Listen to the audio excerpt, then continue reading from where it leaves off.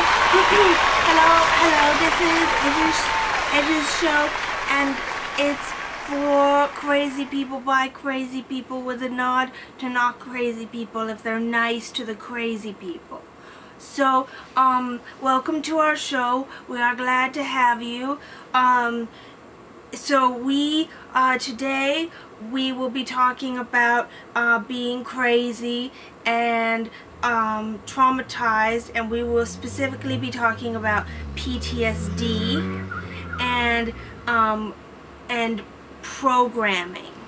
And we are going to show you the top five ways you can tell that something is programming. Okay? And number 5 is you're sure it has to be, no wait, that's not number 5. Wait. Oh, number 5 is it's really clear, either emotionally and or in the actual words. The statement is really clear. Number 4, it has to be true. Number 3, there is no hope or alternative to the message. Number 2, the message is unquestioned and does not appear to have a source. And the number 1 way that you can tell that it's programming is that it doesn't feel like programming. That's how you can tell, because it doesn't. And so that is our top 5 for today. Again, thank you. If you're just tuning in, this is my show, and we are in my room. Let's see. On today's show, we already had the 5 things. What else? We are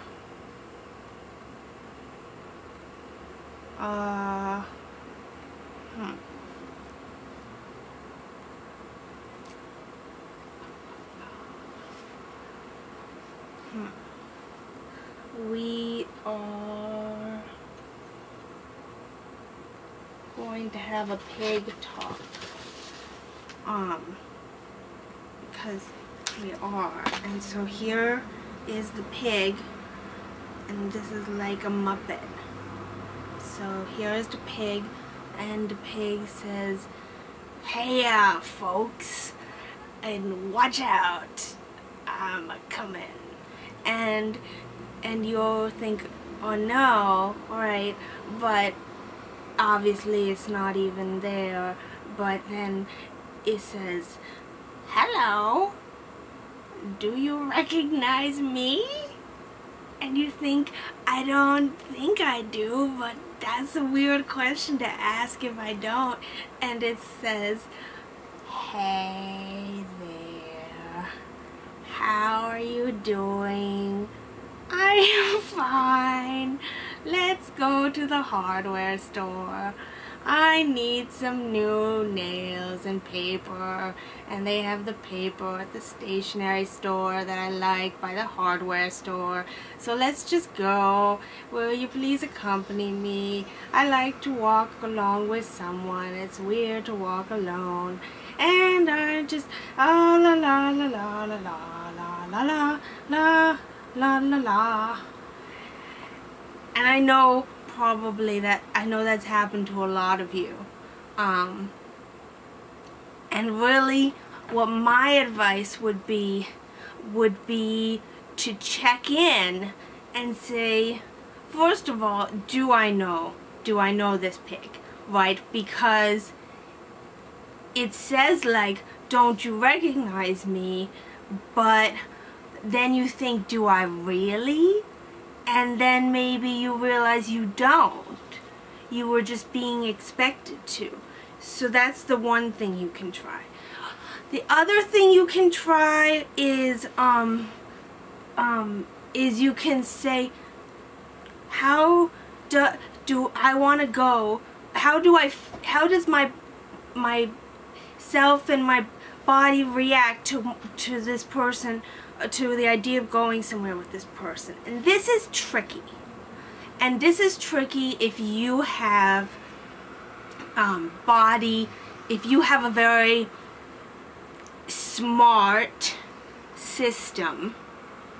They have very sophisticated ways of making it so you will not know. Because if it's not an option to say no, then it's really better not to even know that you would want to, because like that just makes it like a zillion times worse, and otherwise it can be like this whole other I don't know. Anyway, that's what I was thinking.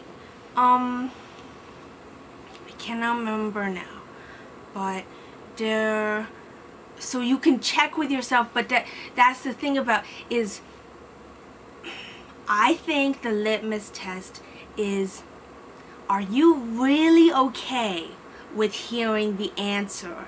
And I think the way to do that is you think about what is the worst answer they could give, and then you think, would I really be able to accept that answer? And if you are not ready and able to accept that answer, they're not going to tell it to you, because why would you do that? That makes you feel stupid. Like I'm not gonna go up and be like, hey, here's the ideas I have, if I think there's a good chance the person might just be like, I don't even think that's true. Or might just be like, I don't care. Like, I would feel really stupid, and like, it's really embarrassing when someone in your system does that, because like, I don't know, like, they're in your system, so it's like, I don't know, it's embarrassing. And that's what I think is checking in with yourself.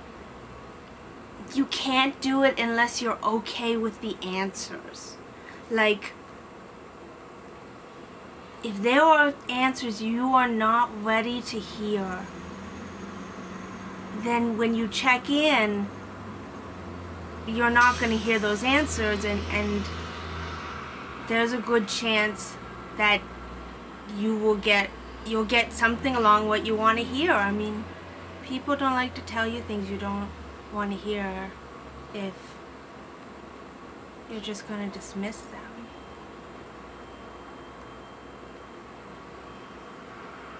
Besides